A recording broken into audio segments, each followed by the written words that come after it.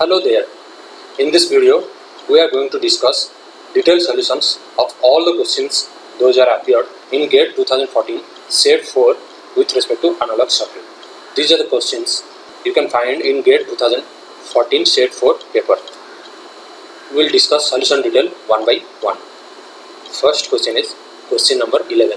In this question, if the emitter resistance in a common emitter voltage amplifier is not bypass, then what will be its effect?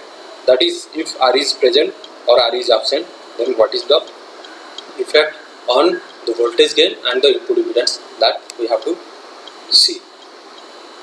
If we see, this is basically the common emitter amplifier and this is the emitter resistance Re and Ce is the bypass capacitance. Okay, here in the question it is asked if it is not bypass. Okay, if it is not bypass, okay, then what will be its effect on the overall voltage gain and input impedance? You can easily see, if it is not bypass, it will give negative feedback, and the negative feedback will decrease the voltage gain and it will increase the input impedance. That you can share, or else if you can derive this also, that is with bypass capacitor and without bypass capacitor, what is the input impedance and voltage gain. The input impedance is nothing but simply beta Re, because this Re, that is the emitter resistance big Re, that will be bypass, so simply the input impedance will be beta Re. So simply the input impedance is beta Re. But when this Re is present, because of removal of the bypass capacitor, the Re, that is big Re, will come into play. Then the input impedance will increase, because the input impedance will become Hi, that is beta Re, with an additional factor of HFE plus 1 into Re. This additional factor will contribute in increasing the input impedance. Similarly, if you see the voltage gain also, voltage gain is nothing but minus Rc by Re, or in hybrid model, if you see, the gain is minus HFE Rc by Hie. Okay, when the Re, that is capital Re, is not present, and when it is present, this additional factor, this additional factor will come in the denominator. Because of this additional factor, the voltage gain will reduce. Okay, so what are the inference? Without bypass is same as when the Re is present, then the Re will provide a negative feedback. The negative feedback you can see is a current series feedback. Okay, and the negative feedback will decrease the voltage gain and it will increase the input impedance. So among the option, if you see, it will reduce the voltage gain and increase input impedance. B is the correct answer. Thank you. Next question is question number 12. In this question, basically a circuit is given with two diodes and its configuration is given as in the circuit. Now we have to find out what is the range of the input voltage for which the output voltage is same as the input voltage, that we have to find out from this circuit. Here if you see, minus 1 voltage is given and with this plus and minus sign. If we reverse the sign, then we can simply represent this as 1 volt. What I want to say is, we will reverse the sign and we will say that this is 1 volt. So simply we can change the, or same question can be written like this also, that is 1 volt will be here and this, the circuit will be like this. Okay, now for V output to be equal to V in, this diode, any of the diodes should not be forward bias at any case. Okay, if any diode is getting forward bias, then output voltage will directly reflect corresponding voltage. Suppose D1 is forward bias, then 1 voltage will come at the output, or D2 is forward bias, then 2 voltage will come at the output. So at any case, both the diode should be reverse biased. To have V output to be equal to V in, both the diodes should be reverse biased always. So that's what, for V output to be equal to V in, the D1 and D2 must be reverse biased all the cases. Okay, for V output to be V in. So when V input is 0, that is no input voltage is applied, this is reverse bias, this is also reverse bias, both are reverse bias, so output voltage will follow the input voltage, that is V output is also equal equal to 0. Now during the positive half cycle, what will happen? As the voltage will keep on increasing, D1 will always be in reverse bias. Okay. So during the positive half cycle, D2 diode is the matter of interest. So as the input voltage is increasing, and it is also given that the forward voltage drop of the diode D1 and D2 are 0.7 volt. That is, diodes are not ideal. So as the input voltage will increase just beyond 2.7 volt, 2.7, because 2 voltage is here, so 2.7 volt, if the input voltage is increasing, then D2 will be forward bias. Okay, we want D2 to be reverse bias. So during the range of V input from 0 to 2.7 volt, D2 will be reverse bias, D1 is as usual reverse bias. So if we draw the circuit during this span, both the diode will be reverse bias, output voltage will follow the input voltage. So V output will be equal to V input during this range. That is the during the positive half cycle. Okay. Now coming to the negative half cycle. During the negative half cycle, this diode will always be reverse bias. So our matter of interest is only D1 during the negative half cycle. When this input voltage is going below minus 1.7 volt, then D1 will become forward bias. Okay, so up to that point D1 will be reverse bias. What I want to say is, during the range of minus 1.7 volt to 0 volt, when the input voltage is minus 1.7 volt to 0 volt, at this period D1 will be reverse bias. D2 is already reverse bias during this range. So if we redraw the circuit during this interval, then the circuit will be like this. Both the diode will be reverse bias. V output will follow the V input voltage. So V output is equal to V input voltage. So any other range of the input voltage will make either of the diode forward bias, which will hamper our case. That is, we want V output to be equal to V input. That will not happen if any of the diode will get forward bias. So if we combine these two range, then the input range will be minus 1.7 volt to 2.7 volt. During this range, the output voltage will follow the input voltage. Hence, D is the correct answer. Thank you. Next question is question number 13. In this question, an op-amp circuit is given. Okay, with an op-amp circuit is given with this arrangement, we have to find out what is the type of the circuit. Okay, here if you see, there is positive feedback is given across this capacitor C1. Okay, so we'll term this as V minus and this as V plus. First of all, we'll start the op-amp question by taking this as a comparator, then we will proceed. Okay, so V minus, suppose the input voltage is not there.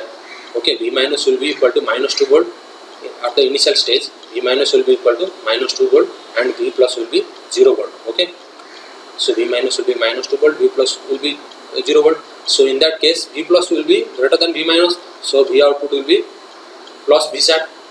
Okay, V output will be plus V sat, that is plus 12 volt. Okay, so once this is V output is plus 12 volt, we can find out what is the capacitor voltage VC1. VC1 is nothing but simply standard form, that is 12 into 1 minus E, that is exponential minus t by, that is the time period R1, that is the time constant, that is the time constant R1C1. Okay, so that is the VC1. Okay, so we have the VC1, we have the V output. So we can apply the KVL to find out what is the V plus. V plus will be equal to, that voltage will be also equal to the voltage across this resistor R1, which is equal to V0 minus VC1. So that will be 12 into the power minus t by R1C1. If you see, this voltage will continuously decay from 12 volt towards 0, but it won't go to the negative side. So if this is continue, that means V plus will always be greater than V minus. So V plus is always greater than 0. Hence the V output will be always at the plus Vsat, that is plus 12 volt. That is, this is the stable state, you can say. So it will be stable state when there is no input voltage. Okay, suppose one input voltage is applied with 3 volt magnitude having a pulse duration of Tr, and this Tr is very less than this R1C. Okay, then what will happen? Because of this 3 volt, let's say V minus will be 3 volt. Okay, once this V minus is 3 volt, V plus is continuously decaying, and that will be at 0 volt. Okay, once V plus is at 0 volt and V minus is 3 volt, then the op-amp will transit between plus Vsat to minus Vsat. Okay, between plus, then the op-amp will transit between plus Vsat to minus Vsat. That is the output voltage will become, that is the output voltage will become minus 12 volt. But this minus 12 volt will persist as long as the pulse is applied, but the pulse is applied very short interval of time. So after that, what will happen? After the Tr time, V minus will again become minus 2 volt, because this will again become 0. So V minus will become minus 2 volt. So the same condition as we have discussed previously will continue. That is, V plus will be at 0 volt and V minus will be at minus 2 volt. So again the V output will saturate at plus Vsat. That will be the stable state. So we have two states. One is stable state and another is quasi stable state, that is maintained for a very short interval of time. That is when the input pulse is applied.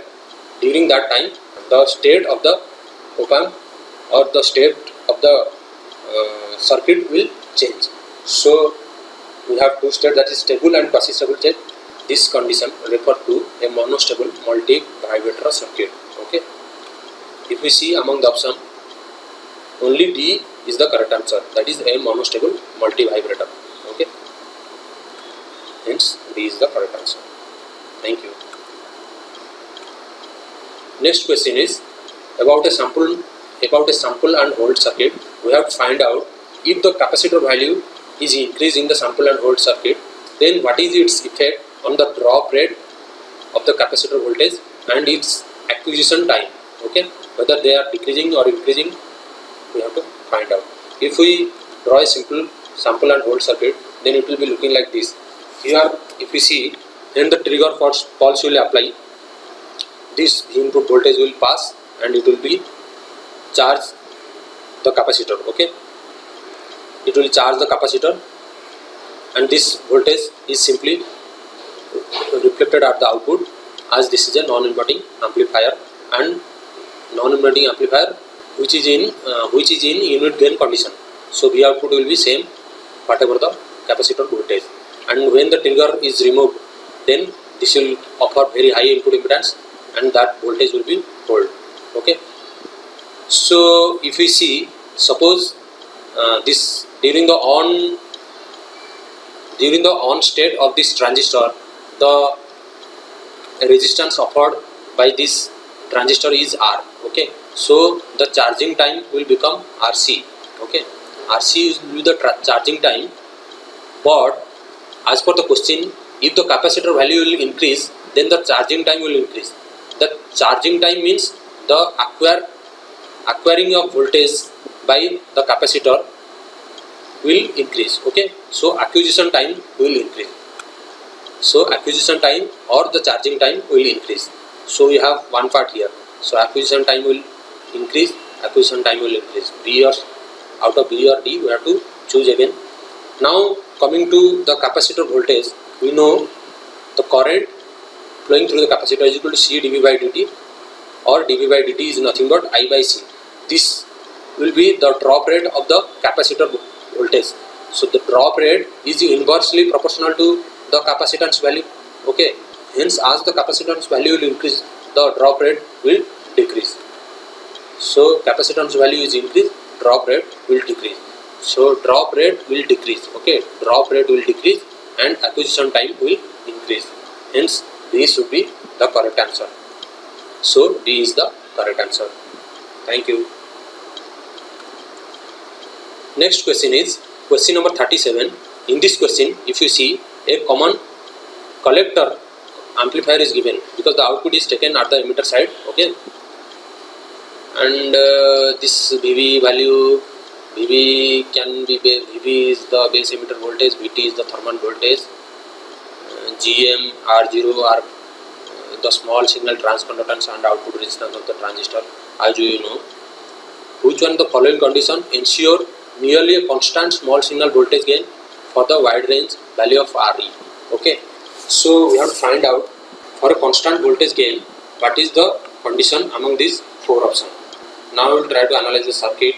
If we see the GM, that is the transconductance gain, is nothing but inverse of RE, that is the small signal resistance, which is equal to IC by VT. VT is the thermal voltage and IC is the current, collector current.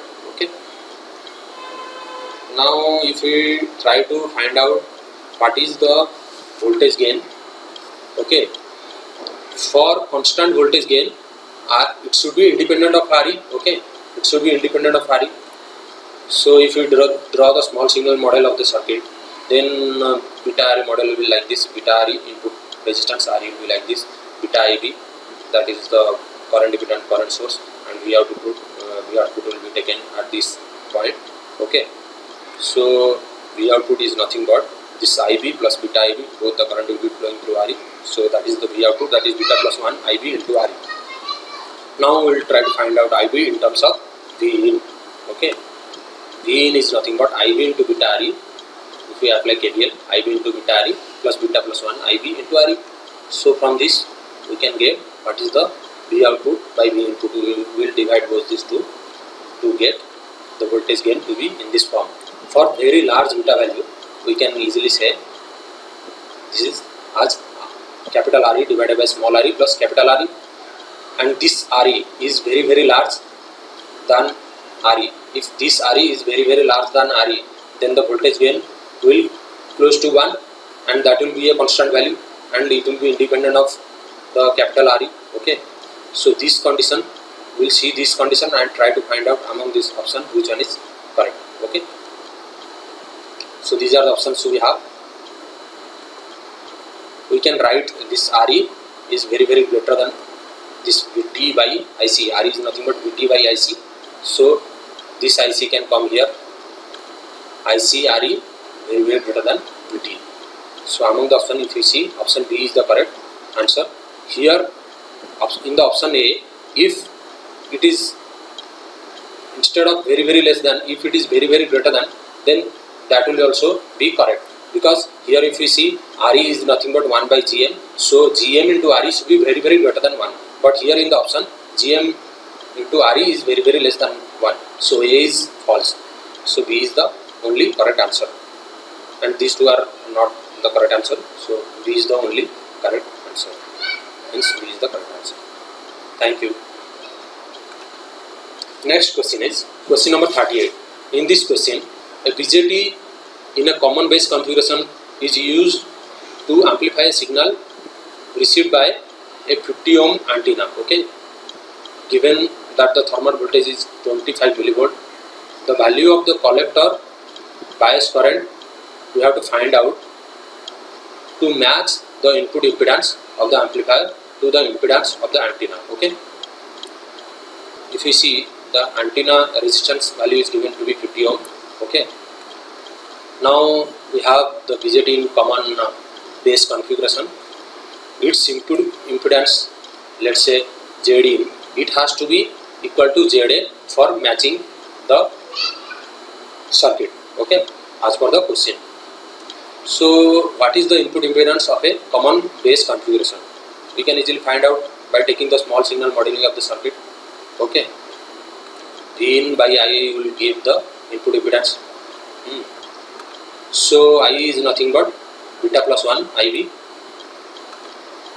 V in is nothing but simply IB into beta RE, as the current is flowing upward, so minus sign will come into play. So we can find out the input impedance from this is equal to minus beta RE divided by beta plus 1. If you see, beta value is very large, so input impedance cannot be negative, so it will be very close to RE. Okay, for very small value of alpha, that is alpha value will be close to 1, then input impedance will be very close to Re value, that is small Re. So as per the question, for perfect impedance matching, this small Re value has to be the impedance of the antenna, that is 50 ohm. So Re is nothing but Vt by Ie. Okay, Vt by Ie, for very large beta value we can easily write Vt by Ic. So we can find out what is the collector current here from this expression. Vt by 50, that is Re. Vt by Re, Vt is nothing but 25 millivolt, and this is Re is equal to 50 ohm. After substituting this, we will get the collector current value to be 0.5 milliampere. So this is the required answer as per the question. Thank you. Next question is question number 39. In this question, a common collector circuit is given or emitter follower circuit is given. Okay, it has high beta value is given. Vc SAT value can be negligible, or it can negligible means it can be assumed to be 0, very close to 0, and Vb is given 0.7 volt. We have to find out what is the maximum undistorted peak to peak output voltage of the circuit. What is the maximum undistorted voltage that we can get at the output voltage? Okay. So what are the procedure we will do? We will first find out the DC value of the V output. Okay, DC value of the V output. Then in the second point we will try to find out what is the peak to peak undistorted swing that we can obtain at the output. Okay, in the question it is given that beta value is very large, so we can assume the base current, that is the DC value of the base current, to be very close to 0, and Vc SAT value is negligible means we can assume to be 0. So suppose Vb is the voltage here, we can easily apply the voltage division rule across this resistor. So 12 into 10 divided by 10 plus 5, that is 15. So we will get the Vb voltage to be 8 volt. Okay. From this we can easily get what is the V value, because Vb volt is 8 volt and Vb is 0.7 volt is given. So we have the V value to be 7.3 volt, and once we get the V value, we can easily get what is the IE value. IE value is nothing but V by 1K, that is 7.3 milliampere. Okay. So if we draw the output voltage, the DC value of the voltage, that is the average value of the output voltage, will be 7.3 volt, and it will swing if any input voltage, AC voltage will apply, it will swing around this. Okay, around this. Then we have to find out what is the maximum value of the V and what is the minimum value of the V. Then after that we can conclude what is the peak to peak undistorted swing at the output. So as I said, this is V max, this is V min, and that will give us the total swing at the output voltage. So let us try to find out what is the V max. V max can be, if you see here, Vc is equal to 12 volt, because Vcc is 12 volt, so that will be same as the Vc 12 volt. When the transistor is in saturation region, that is Vc SAT equal to 0, then V will also become equal to 12 volt. Vc SAT V will also become 12 volt, that will be equal to the maximum value of the output voltage that can be achieved. Okay, so V max, it can go up to 12 volt. Okay, so V max is 12 volt. So this is one side peak we obtained 12 minus 7.3, 12 minus 7.3. This range will give one side peak voltage, that is 4.7 volt. Okay, similarly at the other side this Vp can be reflected. So V min value can be 7.3 minus Vp, that is 4.7 volt. That will give us 2.6 volt as the V min value. So we have to find out what is the peak to peak output voltage, which is nothing but 2 Vp. Vp is 4.7 volt. So 4.7 into 2 is 9.4 volt. So the total swing is nothing but the peak to peak output voltage swing, which is in the undistorted form, that is 9.4 volt. That is the answer of this question number 39. This concludes analysis of all the questions those are appeared in GATE 2014 Set 4 paper. If any question is missing or any questions are missing, please let me know so that those questions can be added in this part. If you have any query, suggestions, you are most welcome. I will be happy to address your query or suggestions. See you in the next lecture. Until then, stay safe, stay healthy, keep believing in yourself, and most importantly, keep preparing harder and harder. Thank you.